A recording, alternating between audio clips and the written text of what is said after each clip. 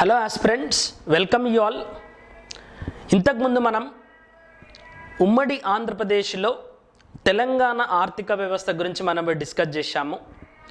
దాని తర్వాత తెలంగాణ అనేటటువంటి ప్రాంతానికి ఉమ్మడి ఆంధ్రప్రదేశ్లో అంటే 1956లో ఆంధ్రప్రదేశ్ రాష్ట్రంగా ఏర్పడ్డ తర్వాత ఉమ్మడి ఆంధ్రప్రదేశ్లో తెలంగాణకు నీళ్ళల్లో జరిగినటువంటి అన్యాయం గురించి, నిధులలో జరిగినటువంటి అన్యాయం గురించి, నియామకాలలో జరిగినటువంటి అన్యాయం గురించి మనం చర్చిస్తున్నాం.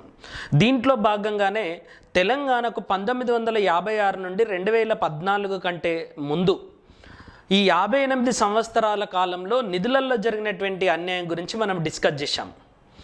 ఆ నిధులకు సంబంధించి లెక్కింపులను, ఆ నిధులకు సంబంధించి వచ్చినటువంటి రకరకాల కమిటీల గురించి కూడా మనం డిస్కస్ చేశాం. ఇప్పుడు తెలంగాణ ఉద్యమానికి గుండెకాయ లాంటి నియామకాలలో జరిగినటువంటి అన్యాయం గురించి, తెలంగాణ యొక్క ఉద్యోగాలను తరలించుకుపోయినటువంటి విధానం గురించి మనం ఈరోజు అధ్యయనం చేద్దాం. తెలంగాణకు రావాల్సినటువంటి ఉద్యోగాలను, తెలంగాణలో ఇవ్వాల్సినటువంటి ఉద్యోగాలను ఇవ్వకుండా ఆంధ్రాకు తరలించుకుపోయినటువంటి విధానాన్ని, తెలంగాణ యొక్క ఉద్యమం రూపొందించుకున్నదే ఉద్యోగాలలో జరిగినటువంటి వివక్ష గురించి, ఉద్యోగాల నియామకాలలో జరిగినటువంటి వివక్ష గురించి ప్రత్యేక తెలంగాణ ఉద్యమం వచ్చింది. దీంట్లో భాగంగానే తెలంగాణ ఆంధ్ర రెండు కూడా కలిసేటటువంటి క్రమంలో ఈ ముల్కీ అనేటటువంటి నిబంధన తెర మీదకి వచ్చింది. అసలు ముల్కీ అంటే ఏంటి? ఈ ముల్కీ నిబంధన హైదరాబాద్ రాష్ట్రంలో ఏ రకంగా ఆవిర్భవించింది? దాని తర్వాత 1956లో ఉద్యోగాలకు సంబంధించి ముల్కీకి సంబంధించి కుదిరినటువంటి ఒప్పందం ఏంటి? దాని తదనంతర కాలంలో దీన్ని ఏ రకంగా ఉల్లంఘించారు, మరియు ఈ ఉల్లంఘనలకు సంబంధించి వచ్చినటువంటి కమిటీలు ఏంటి? ఈ అన్ని అంశాలను కూడా ఈ ఉద్యోగాల తరలింపుకు సంబంధించి మనం డిస్కస్ చేయబోతున్నాం. As part of this particular topic is concern, మనం నార్మల్గా ఏ అంశాలను ఈ పర్టికులర్ టాపిక్ కింద మనం డిస్కస్ చేయబోతున్నాం అనేది కనుక చూస్తే, మొదటగా మనం ముల్కీకి సంబంధించినటువంటి నియమాలు ఏవైతున్నాయో, అంటే ముల్కీకి ఒక చరిత్ర ఉందండి. ఈ ముల్కీ చరిత్ర చాలా ఉన్నతమైనటువంటి చరిత్రను, చాలా సుదీర్ఘమైనటువంటి చరిత్రను కలిగి ఉన్నటువంటి అంశం. కాబట్టి మొదటి సబ్ టాపిక్ మనం ముల్కీకి సంబంధించి మొదటి సబ్ టాపిక్ ముల్కీ చరిత్ర. ఈ ముల్కీ చరిత్రను మనము అధ్యయనం చేస్తేనే మనకు ముల్కీ పైన జరుగుతున్నటువంటి అన్యాయాన్ని అర్థం చేసుకోవడానికి ఆస్కారం అనేది ఉంటుంది. రెండోది, ముల్కీ చరిత్రను అధ్యయనం చేసిన తర్వాత 1956లో, ఇప్పుడు ఈ ముల్కీ చరిత్రలో భాగంగా 1888 గెజెట్, 1910 గెజెట్, 1919 గెజెట్, 1933 గెజెట్, ఈ అన్ని అంశాలను కూడా మనం అధ్యయనం చేస్తాం. ముల్కీ నిర్వచనాన్ని కూడా మనము డిరైవ్ చేస్తాం. దాని తర్వాత రెండవది, 1956లో ముల్కీ మీద కుదిరినటువంటి ఒప్పందము, అంటే 1956లో జెంటిల్మెన్ అగ్రిమెంట్లో భాగంగా, పెద్ద మనుషుల ఒప్పందంలో భాగంగా ముల్కీ మీద కుదిరినటువంటి ఒప్పందం ఏంటి? తర్వాత మూడవది వచ్చేసి, ముల్కీ మీద ఒప్పందం కుదిరిన తర్వాత దీన్ని ఉల్లంఘించడం స్టార్ట్ చేసిరు. ఈ ఉల్లంఘనల్లో భాగంగా 1956 నుండి 1969 ఉద్యమంలో చాలామంది తెలంగాణ విద్యార్థులు చనిపోవడము, చాలామంది తెలంగాణ ఉద్యమకారులు ఉద్యోగాలలో అన్యాయం జరుగుతుంది అని చెప్పేసి ఉద్యమించడంతో ఈ 1956 నుండి 69 మధ్యలో ఉద్యోగ సంఘాలు ఇచ్చినటువంటి నివేదికలు ఏంటి? దాని తర్వాత 1969 జనవరి 19న అఖిలపక్ష సమావేశం జరిగింది. ఆ అఖిలపక్ష సమావేశం ఎందుకు జరిగింది? ఇంతకుముందే మనం నిధులలో జరిగినటువంటి అన్యాయం గురించి మనం డిస్కస్ చేసాం. అఖిలపక్ష సమావేశానికి సంబంధించినటువంటి వివరాలు ఏంటి, ఈ అఖిలపక్ష సమావేశంలో తీసుకున్నటువంటి నిర్ణయాలు ఏంటి అనేది మనం అధ్యయనం చేస్తాం. దాని తర్వాత అఖిలపక్ష సమావేశం తర్వాత తెలంగాణలో ఉద్యోగాల తరలింపుకు సంబంధించి జరిగినటువంటి అన్యాయాన్ని పూరించడానికి జీవో నెంబర్ 36 వచ్చింది. ఈ జీవో నెంబర్ 36కి సంబంధించినటువంటి పూర్వపరాలు, దాని యొక్క వివరాలను మనం చదువుతాం. దాని తర్వాత ఈ జీవో నెంబర్ 36లో దీని యొక్క అమలులో ఆంధ్రప్రదేశ్ రాష్ట్రం ఎదుర్కొన్నటువంటి ఇబ్బందులు ఏంటి, అంటే జీవో నెంబర్ 36ను ఎందుకు అమలు చేయలేకపోయింది అనేటటువంటి అంశాలు. తర్వాత జీవో నెంబర్ 36 పైన మరి జరిగినటువంటి రకరకాలైనటువంటి కోర్టు కేసులు, కోర్టు తీర్పులు. జీవో నెంబర్ 36పై కోర్టు కేసులు అండ్ తీర్పులు, కోర్టు కేసులు మరియు తీర్పులు, ఇవన్నీ అంశాలను హైకోర్టు ఏం చెప్పింది, హైకోర్టు డివిజనల్ బెంచ్ ఏం చెప్పింది, సుప్రీంకోర్టు ఎట్లాంటి స్టే ఇచ్చింది, సుప్రీంకోర్టు డివిజనల్ బెంచ్ ఏం చెప్పింది, దాంతోపాటుగా సుప్రీంకోర్టు ఫుల్ బెంచ్ ఏం చెప్పింది, హైకోర్టు ఫుల్ బెంచ్ ఏం చెప్పింది, దానికి ఆంధ్రప్రదేశ్ ప్రభుత్వం ఎట్లా స్పందించింది మరియు కేంద్ర ప్రభుత్వం ఎట్లా స్పందించింది అనేటటువంటి అంశాలన్నీ కూడా మనం ఇక్కడ అధ్యయనం చేస్తాం.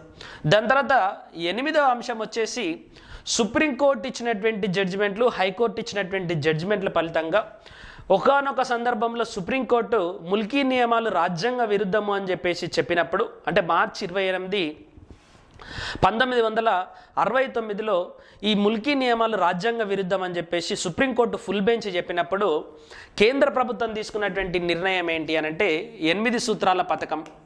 ఈ 8 సూత్రాల పథకం పెద్దగా తెలంగాణ వాదులకు ఉపయోగపడ్డట్టు జరగలేదు. ఈ 8 సూత్రాల పథకం తర్వాత కూడా తెలంగాణ ఉద్యమం చల్లారకపోవడంతో కేంద్ర ప్రభుత్వం తీసుకొచ్చినటువంటి మరొక పథకం ఏంటి అని అంటే ఈ 8 సూత్రాల పథకంలో భాగంగా ఒక కమిటీ వేశారు. ఆ కమిటీ పేరే కైలాసనాథ్ వాంచు కమిటీ. ఆ కైలాసనాథ్ వాంచు కమిటీని మనము దాని యొక్క పూర్వ వివరాలు, అది ఇచ్చినటువంటి జడ్జిమెంట్స్ని మనం చదువుతాం. దాని తర్వాత సుప్రీంకోర్టు ఇచ్చినటువంటి జడ్జిమెంట్ 1972లో అక్టోబర్ 3వ తారీఖున ముల్కీ నియమాలు రాజ్యాంగబద్ధమే అని చెప్పేసి ఒక జడ్జిమెంట్ ఇవ్వడంతో ఆ జడ్జిమెంట్కి సంబంధించినటువంటి అంశాలు ఏం జడ్జిమెంట్ ఇచ్చింది అనేది చాలా ఇంపార్టెంట్. ముల్కీ నియమాల మీద సుప్రీంకోర్టు ఇచ్చినటువంటి జడ్జిమెంటు. దాని తర్వాత జై ఆంధ్ర ఉద్యమం చాలా ఇంపార్టెంట్. అసలు జై ఆంధ్ర ఉద్యమం ఎందుకు వచ్చింది, ఎట్లా జరిగింది అనేటటువంటి అంశాలు. దాని తర్వాత జయాంధ్ర ఉద్యమం తర్వాత కేంద్ర ప్రభుత్వం తీసుకొచ్చినటువంటి ఇంకొక పథకం పంచసూత్ర పథకం, 5 పాయింట్ ఫార్ములా. ఈ పంచసూత్ర పథకం కూడా అటు తెలంగాణ వాదులకు కానీ ఇటు ఆంధ్ర వాదులకు కానీ నచ్చకపోవడంతో పంచసూత్ర పథకాన్ని తీసేస్తూ కేంద్ర ప్రభుత్వం తీసుకొచ్చినటువంటి ఇంకొక ముఖ్య పథకం ఏంటి అని అంటే 6 సూత్రాల పథకం. 6 సూత్రాల పథకం, దీన్నే 6 పాయింట్ ఫార్ములా అని చెప్పేసి అంటారు. మోస్ట్ ఇంపార్టెంట్, మొత్తం తెలంగాణ ఉద్యమంలో అత్యంత ముఖ్యమైనటువంటి అంశం ఏంటి అని అంటే 6 పాయింట్ ఫార్ములా. దాని తర్వాత 6 పాయింట్ ఫార్ములా తర్వాత వచ్చినటువంటి ప్రెసిడెన్షియల్ ఆర్డర్, దీన్నే రాష్ట్రపతి ఉత్తర్వులు అని చెప్పేసి అంటారు. ఈ రాష్ట్రపతి ఉత్తర్వులలో భాగంగానే జోనల్ సిస్టమ్ వచ్చింది. ఆ జోనల్ సిస్టమ్ని మొత్తాన్ని కూడా మనం అధ్యయనం చేయాలి.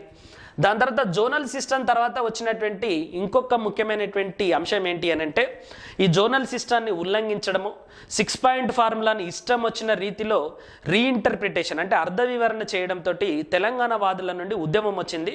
ఆ ఉద్యమ ఫలితంగా రాష్ట్ర ప్రభుత్వం కేటాయించినటువంటి కమిటీ ఏంటి అని అంటే జై భారత్ రెడ్డి కమిటీ. దీన్నే అధికారుల కమిటీ లేదా ఆఫీసర్స్ కమిటీ అని చెప్పేసి అంటారు. ఈ జై భారత్ రెడ్డి కమిటీని రివ్యూ చేయడానికి వచ్చినటువంటి ఇంకొక కమిటీ ఏంటి అని అంటే సుందరేషన్ కమిటీ. ఇదే 1 మెంబర్ కమిటీ, ఈయన కూడా ఐఏఎస్ ఆఫీసరే. సుందరేషన్ కమిటీ చెప్పినటువంటి నివేదిక ఏంటి, జై భారత్ రెడ్డి కమిటీ చెప్పినటువంటి నివేదిక ఏంటి, వాళ్ళు చెప్పిన విధంగా తెలంగాణ నుండి ఎన్ని ఉద్యోగాలు అక్రమంగా ఆంధ్రాకు తరలించుకుపోయారు. దాని తర్వాత సుందరేషన్ కమిటీ జై భారత్ రెడ్డి కమిటీ యొక్క సూచనలను ఆధారంగా చేసుకొని ఆంధ్రప్రదేశ్ ప్రభుత్వం తీసుకొచ్చినటువంటి 610 జీవో. ఈ 610 జీవో కూడా సరైన విధంగా అమలు జరగకపోవడంతో మళ్ళీ తెలంగాణ వాదుల నుండి ఉద్యమం రావడంతో 610 జీవోను ఆధారంగా చేసుకొని 610 జీవోలో జరిగినటువంటి అవకతవకలను, అక్రమాలను, తెలంగాణకు జరిగినటువంటి అన్యాయాన్ని నిర్ధారించడానికి వచ్చినటువంటి సింగిల్ మెంబర్ కమిటీ ఏంటి అని అంటే గిర్గ్లానీ కమిషన్. ఈయన కూడా ఐఏఎస్ ఆఫీసరే అండి. ఈ గిర్గ్లానీ కమిషన్ గారు ఇచ్చినటువంటి నివేదికనే మళ్ళీ తెలంగాణ ఉద్యమానికి శ్రీకారం చుట్టింది అని చెప్పేసి చెప్పొచ్చు. గిర్గ్లానీ కమిషన్ గారు ఎందుకు వచ్చారు, ఆయన కమిటీ ఎందుకు వచ్చింది, ఆయన ఇచ్చినటువంటి నివేదికలు ఏంటి, ఆయన ఏం చెప్పాడు అంటే తెలంగాణకు రక్షణలుగా వచ్చినటువంటి 6 సూత్రాల పథకం కానీ, ప్రెసిడెన్షియల్ ఆర్డర్ కానీ, దాని తర్వాత వచ్చినటువంటి 610 జీవో కానీ దీన్ని 126 రకాలుగా ఆంధ్ర పాలకులు ఉల్లంఘించారని చెప్పేసి ఆయన 15 చాప్టర్స్లలో 18 విభాగాలలో చాలా క్రిస్టల్ క్లియర్గా ఎక్స్ప్లెయిన్ చేసిండు. ఆ అంశాలన్నీ కూడా మనం అధ్యయనం చేస్తాం. దాని తర్వాత ఈ గిర్గ్లానీ కమిషన్ పైన కానీ 610 జీవో పైన వచ్చినటువంటి ఈ కేబినెట్ సబ్ కమిటీలు కానీ, రేవూరు ప్రకాష్ రెడ్డి కమిటీ కానీ, దాని తర్వాత అధికారుల కమిటీ కానీ, ఇవన్నీ కూడా అధ్యయనం చేస్తాం. దాని తదనంతరం 14F